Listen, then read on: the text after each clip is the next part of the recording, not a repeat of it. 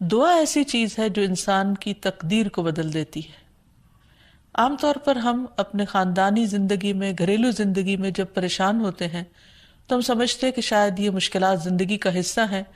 اور ان میں کبھی کوئی تبدیلی نہیں ہو سکتی، حالانکہ اللہ سبحانہ و تعالیٰ کے لیے کسی بھی چیز کو بدلنا کچھ بھی مشکل نہیں۔ بعض اوقات ہمیں شیطان یہ وسوسہ ڈالتا ہے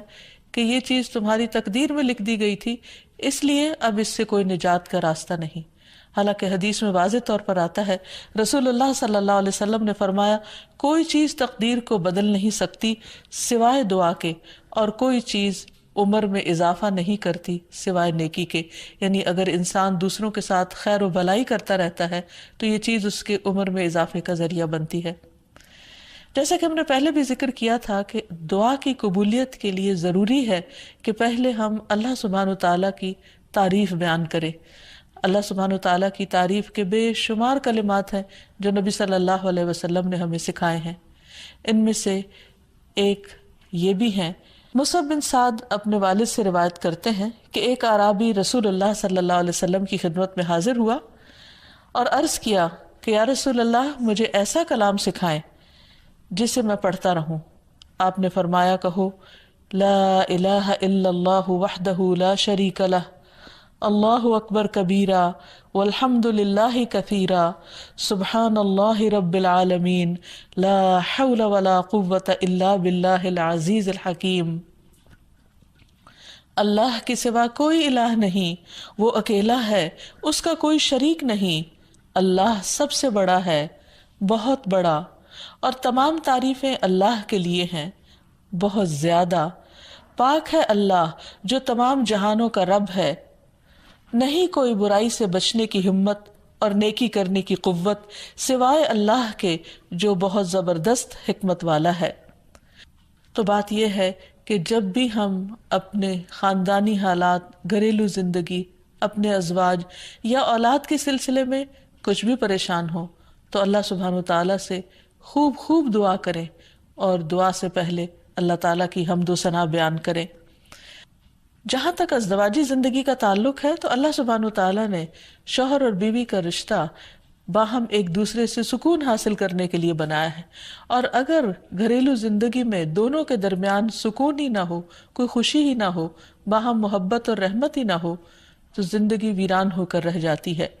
اللہ سبحانہ و تعالیٰ قرآن مجید میں شادی کی حکمت کو بیان کرتے ہوئے فرماتے ہیں، وَمِنْ آيَاتِهِ أَنْ خَلَقَ لَكُم مِّنْ أَنفُسِكُمْ أَزْوَاجًا لِتَسْكُنُوا إِلَيْهَا وَجَعَلَ بَيْنَكُم مَّوَدَّةً وَرَحْمَةً إِنَّ فِي ذَلِكَ لَآيَاتٍ لِقَوْمٍ يَتَفَكَّرُونَ، اور اس کی نشانیوں میں سے ایک یہ ہے کہ اس نے تمہاری ہی جنس سے تمہارے لیے بیویاں پیدا کی تاکہ تم ان کے پاس سکون حاصل کرو، اور تمہارے درمیان محبت اور رحمت پیدا کر دی۔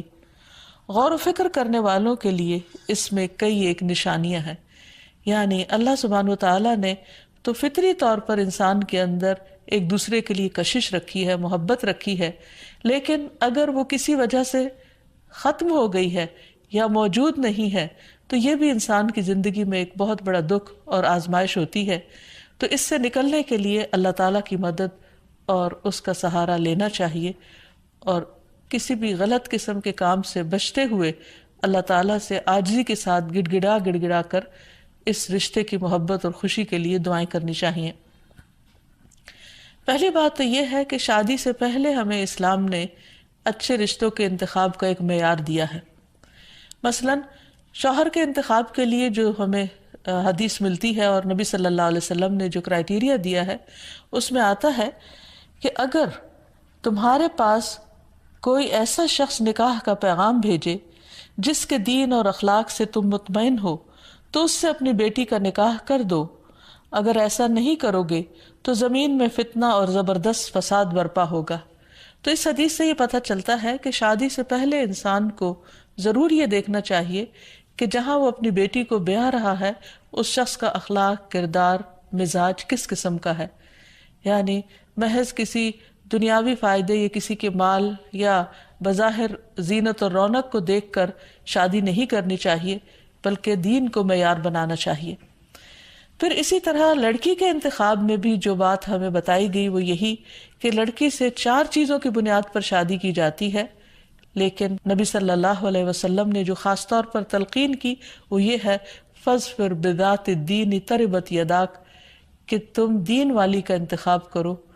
تمہارا بھلا ہو، یعنی لڑکی بھی نیک ہو، اللہ تعالیٰ سے ڈرنے والی ہو۔ اسی لیے ہم دیکھتے ہیں کہ خطبہ نکاح کے اندر اللہ سبحانہ و تعالیٰ 3 آیات میں 4 دفعہ اللہ کے تقوی کا حکم دیتے ہیں، کیونکہ جب تک انسان اللہ تعالیٰ سے نہیں ڈرتا اس وقت تک انسان انسانوں کے حقوق صحیح طور پر ادا نہیں کر سکتا۔ ایک اور حدیث میں بھی نبی صلی اللہ علیہ وسلم نے نیک عورت کو دنیا کی بہترین متاع قرار دیا، فرمایا دنیا فائدہ اٹھانے کی چیز ہے اور دنیا کی بہترین متاع نیک عورت ہے، یعنی کسی بھی مرد کی سب سے بڑی خوش قسمتی یہ ہو سکتی ہے کہ اسے جو شریک حیات ملے وہ نیک ہو، با اخلاق ہو اور خاندان کو بنانے والی ہو، رشتہ داریوں کو جوڑ کر رکھنے والی ہو۔ لہٰذا اس سلسلے میں اگر ہم نکاح سے پہلے ہی اللہ سبحانہ وتعالیٰ کے احکامات کو مد نظر رکھیں تو بہت سے مسائل سے بچ سکتے ہیں۔ رشتے کے انتخاب کے بعد نکاح کرنے سے پہلے استخارہ کرنے کا بھی حکم دیا گیا۔ استخارہ دراصل کیا ہے کہ انسان اللہ تعالیٰ سے خیر مانگتا ہے کہ یا رب اگر اس جوڑ میں بھلائی ہے، خیر و برکت ہے تو اس کام کو ہمارے لیے آسان کر دے، اور اگر خیر و بھلائی کہیں اور ہے تو ہماری رہنمائی اس طرف کر دے۔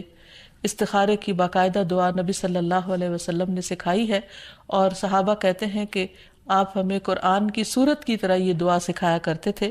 ہمیں بھی اس دعا کو یاد کر لینا چاہیے، نہ صرف یہ کہ شادی اور نکاح بلکہ دیگر مواقع پر بھی جب انسان زندگی میں کوئی اہم فیصلے کرنے جا رہا ہو تو اس دعا کو ضرور پڑھ لے۔ پھر یہ کہ نکاح ہونے کے بعد بھی انسان خواہ بظاہر حالات درست بھی کیوں نہ ہوں، باہم ایک دوسرے کے ساتھ محبت اور ایک دوسرے کی خیر و بھلائی کی دعائیں مانگتا رہے۔ اس سلسلے میں جو ہمیں ایک بہترین دعا قرآن مجید میں سکھائی گئی ہے وہ ہے ربنا ہب لنا من ازواجنا وذریاتنا قرۃ اعین واجعلنا للمتقین اماما۔ اے ہمارے رب، ہمیں ہماری بیویوں اور اولادوں سے آنکھوں کی ٹھنڈک عطا فرما اور ہمیں متقین کا امام بنا، یعنی ہماری جو آئندہ نسل ہو یا جو ہماری آئندہ جنریشنز ہو وہ نیک ہوں، خدا خوفی رکھنے والی ہوں، اور یہ کہ ہمیں اپنے ازواج سے اور اولاد سے آنکھوں کی ٹھنڈک دے، یعنی خوشی عطا کر کے ہم جب ان کو دیکھیں اور ان کی زندگی میں ان کو پھلتا پھولتا دیکھیں اور خوش دیکھیں تو ان کی خوشیوں سے ہمیں خوشیاں نصیب فرما۔ اسی طرح رسول اللہ صلی اللہ علیہ وسلم نے ایک اور دعا بھی سکھائی ہے کہ جس میں برے ساتھی اور ایسے شوہر یا ایسی بیوی سے پناہ مانگی گئی ہے کہ جو انسان کو وقت سے پہلے بوڑھا کر دیں۔ حدیث میں آتا ہے اللہم انی اعوذ بک من جار السوء ومن زوج تشیبنی قبل المشیب۔ اے اللہ، میں تیری پناہ طلب کرتا ہوں برے پڑوسی سے اور ایسے ساتھی سے جو مجھے بڑھاپے سے پہلے بوڑھا کر دے، یعنی اس کے بد اخلاقی اور اس کے برے کردار یا اس کی طرف سے ملنے والی اذیتوں سے انسان اپنی صحت کو کھو دے یا اس کی جان کو روگ لگ جائے، تو ایسے صورت میں بھی دعا سکھائی گئی ہے اور اس کو پڑھتے رہنا چاہیے، کیونکہ شیطان کا سب سے پسندیدہ کام یہی ہے کہ وہ شوہر اور بیوی کے درمیان اختلاف پیدا کرے اور ان دونوں کو باہم ایک دوسرے سے جدا کرے یا ایک دوسرے کے لیے باعث اذیت بنا دے۔ ایک انسان کے پاس اگر دنیا بھر کی دولت بھی ہو اور اگر وہ انتہائی کامیاب انسان ہو لیکن اس کے گھر میں سکون نہ ہو، اس کے گھر میں خوشی نہ ہو، یا جو سب سے قریبی ساتھی ہے اس کے ساتھ اس کی نہ بنتی ہو، تو انسان کے لیے ایک بہت بڑی آزمائش ہے۔ تو اس لیے انسان کو ہمیشہ چوکنا رہنا چاہیے انسانی شیطانوں سے بھی اور جناتی شیطانوں سے بھی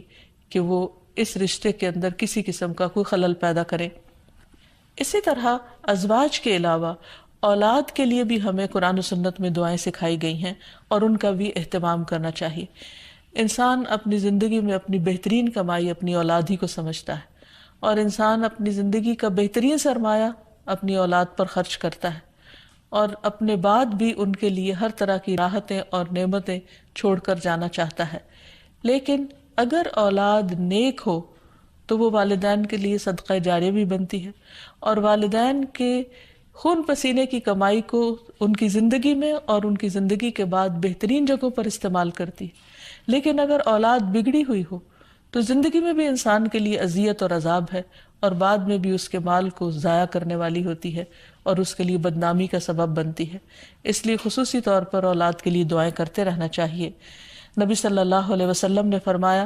3 قسم کے لوگوں کی دعائیں قبول ہوتی ہیں اور ان کی قبولیت میں کوئی شک و شبہ نہیں: مظلوم کی دعا، مسافر کی دعا، اور والد کی دعا اپنی اولاد کے لیے. یعنی جب باپ اپنے بچوں کے لیے دعا کرتا ہے تو وہ دعا بھی قبول ہوتی ہے. اسی طرح نبی صلی اللہ علیہ وسلم نے اس بات سے بھی منع کیا کہ کوئی اپنی اولاد کے خلاف دعا کرے یا اس کو بد دعا دے، کیونکہ وہ بھی قبول ہو جاتی ہے اور پھر انسان کے لیے پریشانی کا باعث بنتی ہے. اس سلسلے میں نبی صلی اللہ علیہ وسلم نے فرمایا اپنی اولاد کو بد دعا نہ دو، ایسا نہ ہو کہ وہ اللہ کی طرف سے قبولیت کی گھڑی ہو اور وہ تمہارے لیے قبول کر لے. اور اگر انسان کی ایسی دعا قبول ہو جائے تو پھر انسان کے لیے سخت پریشانی کا باعث ہو سکتی ہے یہ بات.